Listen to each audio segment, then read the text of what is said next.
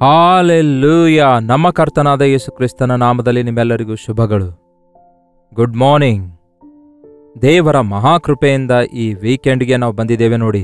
ಎಷ್ಟು ಬೇಗನೆ ದಿನಗಳೆಲ್ಲ ಕಳೆದು ಹೋಗುತ್ತಾ ಇವೆ ನೋಡಿರಿ. ಈ ದಿನ ಶನಿವಾರ ಮತ್ತೆ ನಾಳೆ ಭಾನುವಾರ. ನಾಳೆ ಭಾನುವಾರ ಇರೋದಾದ್ರೆ ನಮಗಾದರೂ ಈ ದಿನದಿಂದಲೇ ಅಡಾವುಡಿ ಇರುತ್ತೆ, ಎಷ್ಟೋ ಆನಂದ ಇರುತ್ತೆ, ಎಷ್ಟೋ ಸಿದ್ಧತೆ ಮಾಡಿಕೊಳ್ಬೇಕು, ಎಷ್ಟೋ ಎಕ್ಸ್ಪೆಕ್ಟೇಷನ್ಸ್ ಇರುತ್ತೆ. ದೇವರು ತನ್ನ ಕಾರ್ಯಗಳನ್ನು ಯಾವ ರೀತಿಯಾಗಿ ನೆರವೇರಿಸುತ್ತಾರೆಂದು ಭಾನುವಾರ ದೇವರ ಆಲಯದಲ್ಲಿರಬೇಕೆಂಬ ಆಸೆ ನೋಡಿ ಪ್ರಿಯರೇ. ಪ್ರತಿದಿನ ಬೆಳಗ್ಗೆ ನಿದ್ದೆಯಿಂದ ಎದ್ದ ಕೂಡಲೇ ಅಳುವ ಮುಖ ಇಟ್ಟುಕೊಂಡು ಈ ದಿನ ಏನಾಗ್ತದೆ ಎಂಬ ಭಯದಿಂದಲ್ಲ, ಈ ದಿನ ದೇವರು ನನ್ನ ಜೀವಿತದಲ್ಲಿ ಯಾವ ದೊಡ್ಡ ಕಾರ್ಯ ಮಾಡಲಿಕ್ಕಿದ್ದಾರೋ, ದೇವರು ನನಗೆ ಯಾವ ಒಳ್ಳೆ ಕಾರ್ಯ ಮಾಡ್ತಾರೆಂದು ನಾನು ನೋಡಬೇಕು, ನನ್ನ ಜೀವಿತದಲ್ಲಿ ಯಾವ ಅದ್ಭುತ ನಡೆಯುತ್ತದೆ ಎಂದು ನೋಡಬೇಕು ಎಂದು ನೀವು ಎದುರು ನೋಡುವುದಾದರೆ ನಿಮಗೆ ಅದ್ಭುತಗಳು ನಡೆಯುತ್ತವೆ. ಅದಕ್ಕಾಗಿಯೇ ಬನ್ನಿರಿ, ದೇವರ ವಾಕ್ಯದಿಂದ ನಮ್ಮ ಮನೋನೇತ್ರಗಳು ಬೆಳಗಿಸಲ್ಪಡುವ ಹಾಗೆ, ದೇವರ ಅದ್ಭುತ ಕಾರ್ಯಗಳನ್ನು ನೋಡುವ ಹಾಗೆ ಪವಿತ್ರಾತ್ಮ ದೇವರು ನಮಗೆ ಸಹಾಯ ಮಾಡ್ತಾರೆ. ಪ್ರಾರ್ಥನೆ. ಪರಿಶುದ್ಧ ದೇವರೇ, ನಿಮಗೆ ವಂದನೆಗಳು. ನಿಮ್ಮನ್ನು ಪ್ರೀತಿಸಿದವರಿಗೋಸ್ಕರ ನೀವು ಕೂಡಿಟ್ಟಿರುವ ಸಿರಿ ಸಂಪತ್ತು ಎಷ್ಟೋ ಶ್ರೇಷ್ಠವಾಗಿವೆ ಎಂದು ಕೇಳುವುದಷ್ಟೇ ಅಲ್ಲ ದೇವರೇ, ನಾವು ನೋಡುವುದಕ್ಕಾಗಿಯೂ ಅನುಭವಿಸುವುದಕ್ಕಾಗಿಯೂ ಆನಂದಿಸಿ ನಿಮ್ಮನ್ನು ಸ್ತುತಿಸುವುದಕ್ಕೂ ಸಹಾಯ ಮಾಡಿರೆಂದು ಕ್ರಿಸ್ತನ ನಾಮದಲ್ಲಿ ಬೇಡುತ್ತೇನೆ ತಂದೆಯೇ, ಆಮೇನ್. ಹೇಗಿದ್ದೀರಿ ಪ್ರಿಯರೇ? ಯಾವ ರೀತಿಯಾಗಿದ್ದೀರಿ? ಹೇಳ್ತಿದ್ದೇನಲ್ಲವೇ, ದೇವರಿಂದ ನಾವು ದೊಡ್ಡ ಕಾರ್ಯ ಅಪೇಕ್ಷಿಸುವುದಾದರೆ ನಮಗೆ ದೊಡ್ಡ ಕಾರ್ಯಗಳೇ ನಡೆಯುತ್ತವೆ. ನಮಗಿರುವಂತಹ ಬಲಹೀನತೆಗಳನ್ನೇ ಯೋಚಿಸಿಕೊಳ್ಳುತ್ತಾ, ಇಲ್ಲವೇ ನಿನ್ನೆ ನಡೆದಿರುವ ಸಂಗತಿಗಳ ಕುರಿತಾಗಿ ಆಲೋಚಿಸುತ್ತಾ, ನಿನ್ನೆಯಂತೆ ಈ ದಿನವೂ ಕೂಡ ಆಗ್ತದೇನೋ, ನಿನ್ನೆ ಹೊಂದಿದ ಅನುಭವಗಳೊಂದಿಗೆ ತೃಪ್ತಿ ಹೊಂದುತ್ತಾ ಕೂತ್ಕೊಳ್ಳುವುದಾದರೆ ದೊಡ್ಡ ಕಾರ್ಯಗಳನ್ನು, ಅಂದರೆ ನಮಗಾಗಿ ದೇವರು ಕೂಡಿಟ್ಟಿರುವ ಕಾರ್ಯಗಳನ್ನು ನಾವು ಅರಿತುಕೊಳ್ಳಲಿಕ್ಕಾಗಲ್ಲ. ಈ ಲೋಕದಲ್ಲಿ ನಾವು ಜೀವಿಸುತ್ತಿರುವಾಗ ಎಷ್ಟೇ ಇದ್ರೂ ಕೂಡ ನಮಗೆ ಜ್ಞಾನ ಬೇಕು. ಜ್ಞಾನ ಅಂದರೆ ಏನಾಗಿದೆ ಪ್ರಿಯರೇ? ಚೂಸ್ ಮಾಡಿಕೊಳ್ಳುವಂಥದ್ದು, ಅನೇಕ ವಿಷಯಗಳ ಕುರಿತು ತಿಳಿದುಕೊಳ್ಳುವಂಥದ್ದು ಜ್ಞಾನ ಅಲ್ಲ. That is knowledge. ಬಹುಶಃ ಕನ್ನಡದಲ್ಲಿ ಅದಕ್ಕೆ ತಿಳುವಳಿಕೆ ಅನ್ನಬಹುದು. ಎಷ್ಟೋ ವಿಷಯಗಳ ಕುರಿತಾದಂತಹ ಅವಗಾಹನ ಹೊಂದಿಕೊಳ್ಳುವಂಥದ್ದು. ಕೆಲವರಿಗೆ ಬೈಬಲ್ ರೆಫರೆನ್ಸಸ್ ಎಲ್ಲ ನೆನಪಿರ್ತವೆ, ಕೆಲವರಿಗೆ ಪ್ರಪಂಚದಲ್ಲಿ ಎಷ್ಟು ದೇಶಗಳಿವೆ ಎಂದು ಗೊತ್ತಿರುತ್ತವೆ, ದೇಶದಲ್ಲಿ ನಡೆಯುತ್ತಿರುವ ದೊಡ್ಡ ದೊಡ್ಡ ಕಾರ್ಯಗಳು, ಇಲ್ಲವೇ ಚರಿತ್ರೆ ಗೊತ್ತು, ಇಲ್ಲವೇ ದೇಶದ ಹೋರಾಟ ಗೊತ್ತು, ದೇಶದಲ್ಲಿರುವ ಪ್ರಪಂಚದಲ್ಲಿರುವ ಎಲ್ಲ ವಿಷಯ ಗೊತ್ತು. ಒಂದೊಂದು ವಿಷಯದಲ್ಲಿ ಅನುಭವಸ್ಥರಾದ ಮಾಸ್ಟರ್ಸ್ ಆಗಿರ್ತಾರೆ. ಬಟ್ ಅತಿ ಮುಖ್ಯವಾದದ್ದೇನೆಂದರೆ, ಹಾಗೆ ತಿಳಿದುಕೊಂಡಿರುವವುಗಳಲ್ಲಿ ಯಾವುದು ನಮಗೆ ಅವಶ್ಯಕವಾಗಿದೆ, ಯಾವುದು ನಮಗೆ ಅವಶ್ಯಕವಾಗಿಲ್ಲ ಎಂದು ಚೂಸ್ ಮಾಡಿಕೊಳ್ಳುವಂಥದ್ದಿದೆಯಲ್ಲವೇ, ಅದೇ ಜ್ಞಾನ ಆಗಿದೆ. ವಿವೇಚಿಸುವ ಜ್ಞಾನ. ಇದು ಒಳ್ಳೆಯದಾಗಿದೆ, ಇದು ಕೆಟ್ಟದಾಗಿದೆ, ಇದರಿಂದ ಪ್ರಯೋಜನವಿದೆ, ಇದರಿಂದ ನಷ್ಟ ಉಂಟಾಗ್ತದೆ. ಇದು ವಿಶಾಲವಾದ ಮಾರ್ಗ, ನೋಡುವುದಕ್ಕೆ ಆನಂದಕರವಾಗಿದೆ, ಆದರೆ ಇದರ ಅಂತ್ಯ ಭಯಂಕರವಾದ ನರಕ ಮಾರ್ಗ. ಇದು ಇಕ್ಕಟ್ಟಾದ ಮಾರ್ಗವೇ.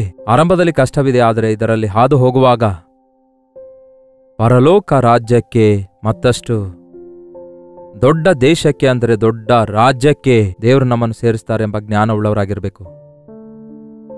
ಕಣ್ಮುಂದೆ ಇರುವುದನ್ನು ನೋಡಿ ತೃಪ್ತಿ ಪಡುವವರಾಗಿರಬಾರದು, ಅವುಗಳ ಹಿಂದೆ ಇರುವವುಗಳ ಕುರಿತಾಗಿ ಆಲೋಚಿಸಬೇಕು. ಹೊಳೆಯುವುದೆಲ್ಲ ಬಂಗಾರ ಅಲ್ಲ ಅನ್ನುತ್ತಾರಲ್ಲವೇ.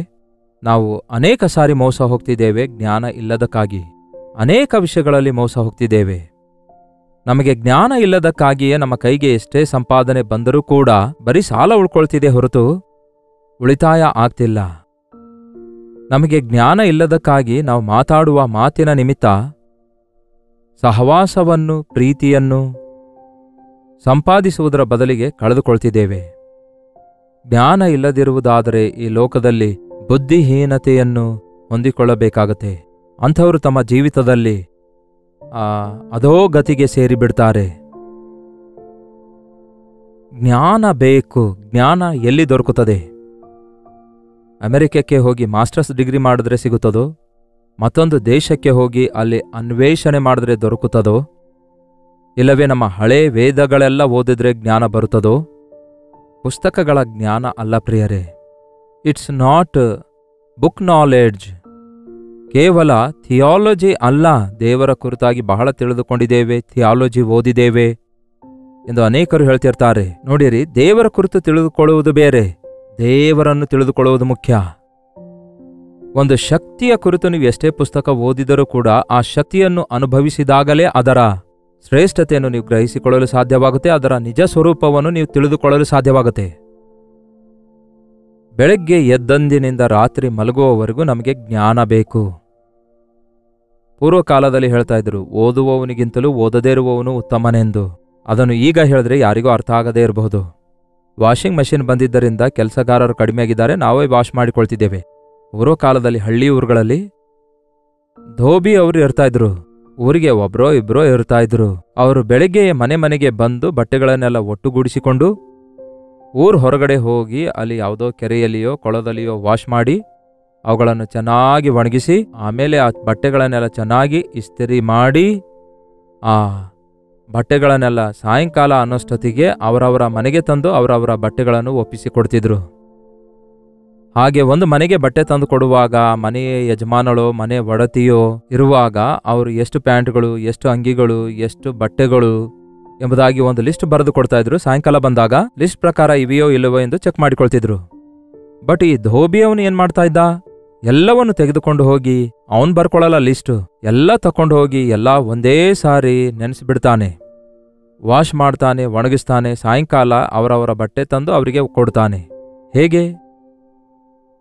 ಅವನು ಒಂದು ಸಾರಿ ಆ ವಸ್ತ್ರ ನೋಡಿದ ಕೂಡಲೇ, ಈ ದಿನಗಳಂತೆ ಬ್ರ್ಯಾಂಡೆಡ್ ಕ್ಲೌತ್ ಇರಲಿಲ್ಲ, ಈಗಲಾದರೂ ಒಂದು ಬ್ರ್ಯಾಂಡ್ ನೋಡಿ ಹೋಗ್ಲಿ ಅಂದ್ಕೊಳ್ಬಹುದು.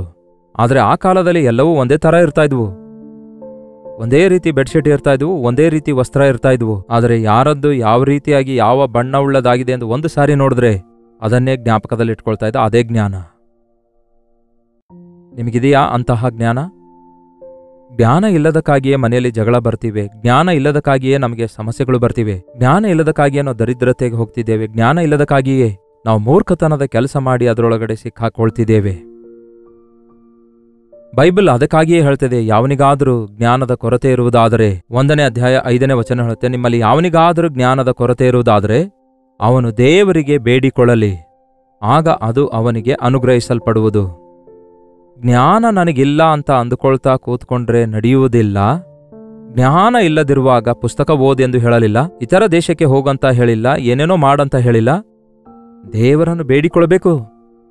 ಆ ಸೊಲೊಮೋನನು ಕೇಳ್ತಾನೆ, ಏನ್ ಬೇಕಯ್ಯ ಅಂದಾಗ, ಜ್ಞಾನ ವಿವೇಕವುಳ್ಳ ಹೃದಯ ನನಗೆ ದಯಪಾಲಿಸು ದೇವರೇ ಅನ್ನುತ್ತಾನೆ.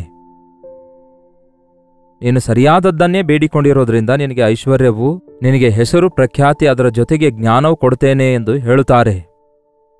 ಆ ಜ್ಞಾನ ಪಡೆದುಕೊಂಡಂತಹ ಸೊಲೊಮೋನನು ತನ್ನ ರಾಜ್ಯವನ್ನು ಚೆನ್ನಾಗಿ ಪರಿಪಾಲಿಸುತ್ತಾನೆ, ಸರಿಯಾದ ನಿರ್ಣಯಗಳನ್ನು ತೆಗೆದುಕೊಳ್ತಾನೆ.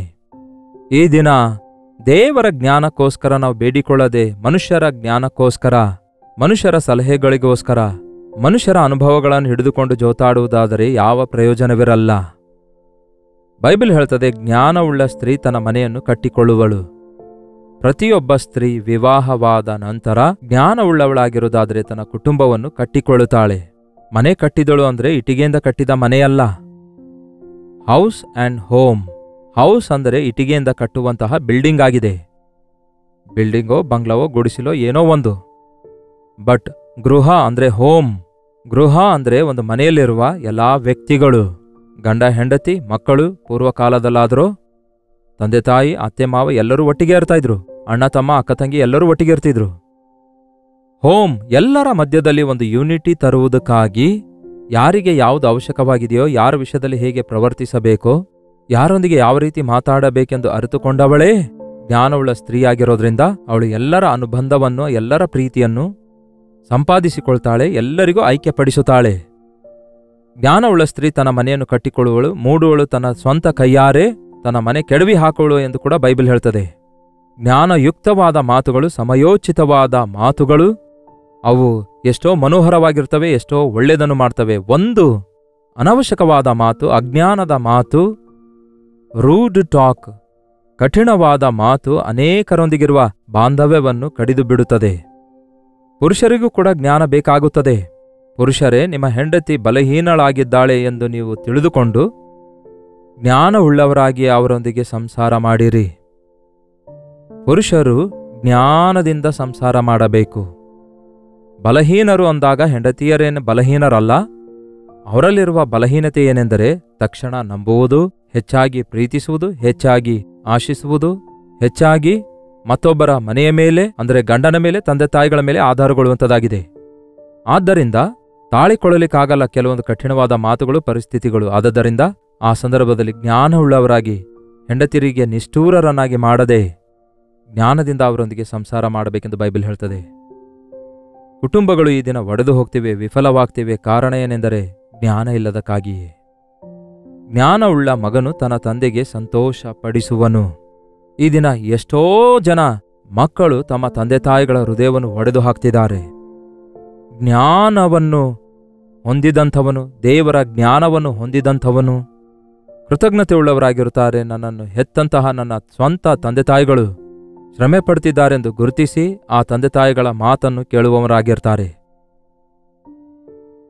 ಎಷ್ಟೋ ಜನ ಯವನಸ್ಥರನ್ನು ಈ ದಿನ ಜ್ಞಾನಕ್ಕೋಸ್ಕರ ಅವರಿಗೆ ನಾವು ಸ್ಕೂಲ್ಗೆ ಕಳಿಸ್ತಿದ್ದೇವೆ. ಆದರೆ ದೈವ ಜ್ಞಾನ ದೇವರ ಸನ್ನಿಧಿಯಲ್ಲಿ ದೊರಕುತ್ತದೆ. ಯೇಸು ಕ್ರಿಸ್ತನಿಗೆ ಮತ್ತೊಂದು ಹೆಸರೇ ಜ್ಞಾನ ಆಗಿದೆ. ಬುದ್ಧಿ, ಜ್ಞಾನ, ಸರ್ವ ಸಂಪತ್ತು ಆತನಲ್ಲಿಯೇ ಅಡಕವಾಗಿವೆ. ನಿಮಗೆ ಜ್ಞಾನ ಕಡಿಮೆಯಾಗಿರುವುದಾದರೆ ನನಗೆ ಬೇಡಿಕೊಳ್ಳಿರಿ, ದೇವರಿಗೆ ಬೇಡಿಕೊಳ್ಳಿರಿ, ಆಗ ಅದು ಅನುಗ್ರಹಿಸಲ್ಪಡುವುದು. ಆತನು ಯಾರನ್ನೂ ಗದರಿಸದೆ ಎಲ್ಲರಿಗೂ ಧಾರಾಳವಾಗಿ ಅನುಗ್ರಹಿಸುವನು. ಅದಕ್ಕಾಗಿ ಎಲಿಜಿಬಿಲಿಟಿ ಏನೂ ಬೇಕಾಗಿಲ್ಲ. ನಿಮಗೆ ಜ್ಞಾನ ಹೊಂದಿಕೊಳ್ಳುವುದಕ್ಕಾಗಿ ನೀವೇನೋ ಒಂದು ಸೀನಿಯರ್ ಆಗಿರಬೇಕು, ಇಲ್ಲವೇ ಇಷ್ಟು ವಯಸ್ಸಿರಬೇಕು, ಇಲ್ಲವೇ ಇದನ್ನು ಓದಬೇಕು, ಹೀಗೆ ಯಾವ ಕಂಡೀಷನ್ಸ್ಗಳಿಲ್ಲ. ಯಾರಾಗಿದ್ರೂ ಸಹ ಕರ್ತನೇ ಎಂದು ಬೇಡಿಕೊಳ್ಳುವುದಾದರೆ ಆತನ ನಾಮದಲ್ಲಿ ಪ್ರತಿಯೊಂದನ್ನು ಆತನು ಕೊಡಲು ಸಿದ್ಧವಾಗಿದ್ದಾರೆ. ನೀವು ಯಾರಾಗಿದ್ರೂ ಸಹ, ನೀವು ಓದಿದವರಾಗಿರ್ಬೋದು, ಓದದೇ ಇರ್ಬೋದು, ಐಶ್ವರ್ಯವಂತರು, ಬಡವರು, ಸ್ತ್ರೀಯರು, ಪುರುಷರು, ಈ ದೇಶದಲ್ಲಿದ್ದವರು, ವಿದೇಶದಲ್ಲಿದ್ದವರು, ಯಾವುದೇ ಭಾಷೆ, ಯಾವುದೇ ಜಾತಿಯವರಾಗಿರ್ಬೋದು. ಆದರೆ ಯೇಸುವೇ ನಮ್ಮೆಲ್ಲರಿಗೂ ದೇವರಾಗಿರುವುದರಿಂದ ಆತನು ಎಲ್ಲರನ್ನೂ ಪ್ರೀತಿಸುವ ಆತನಾಗಿದ್ದಾರೆ.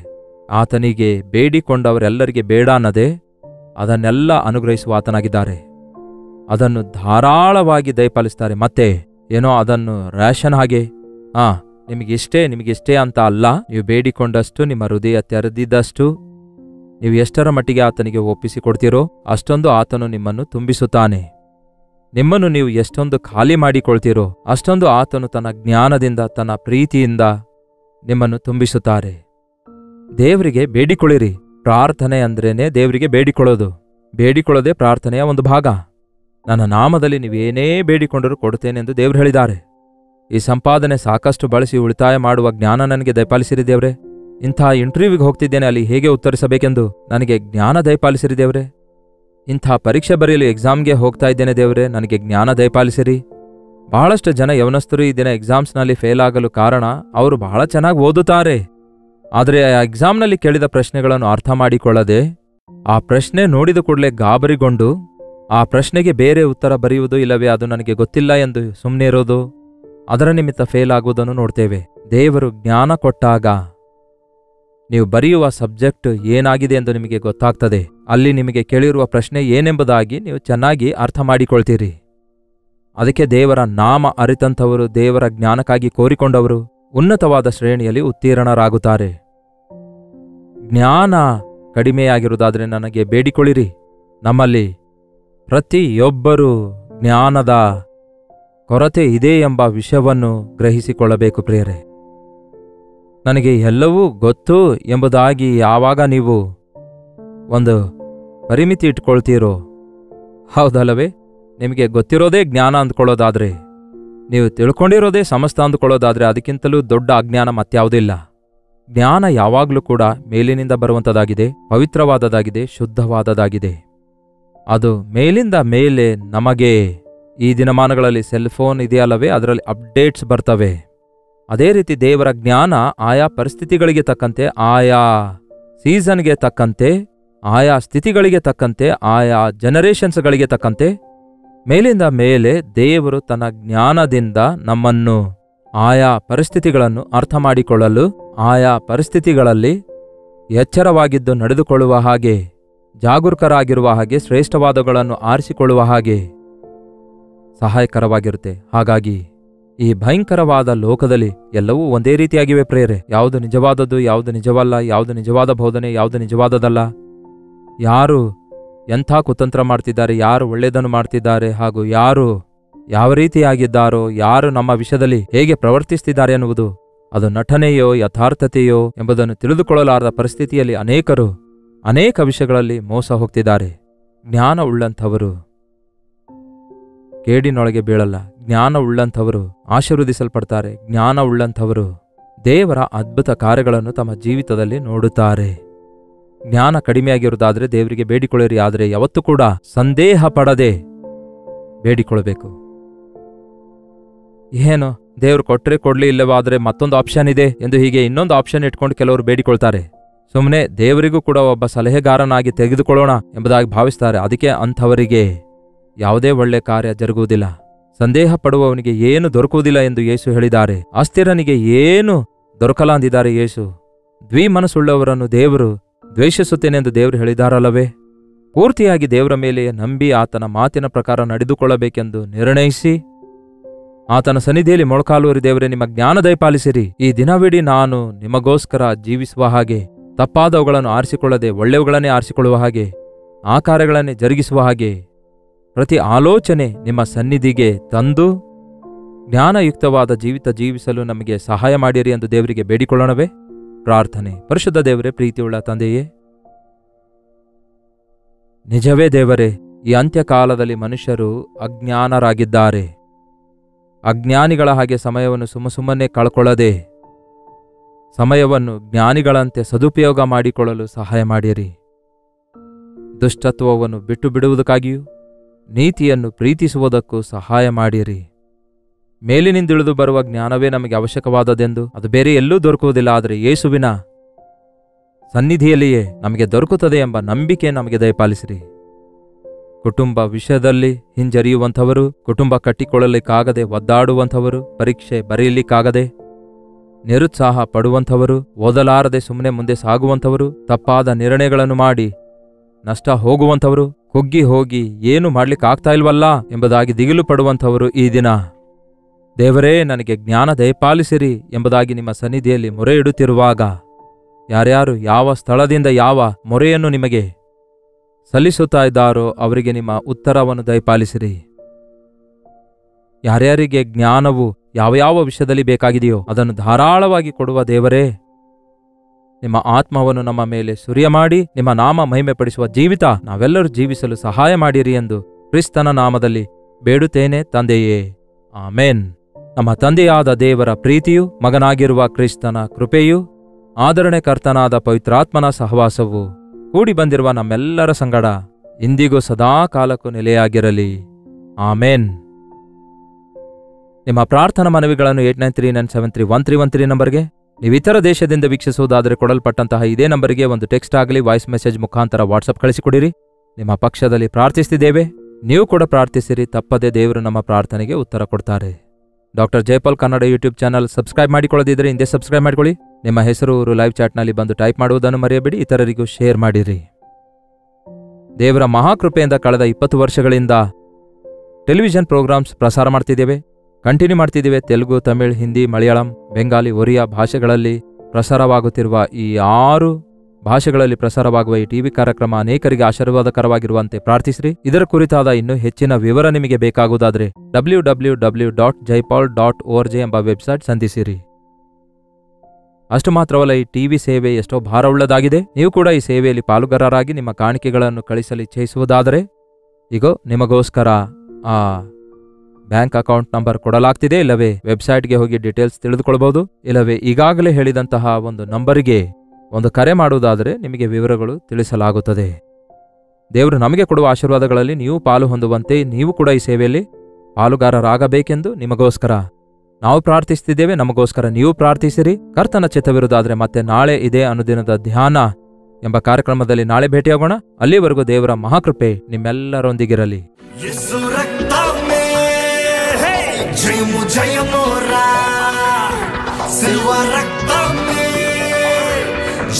जय मोरा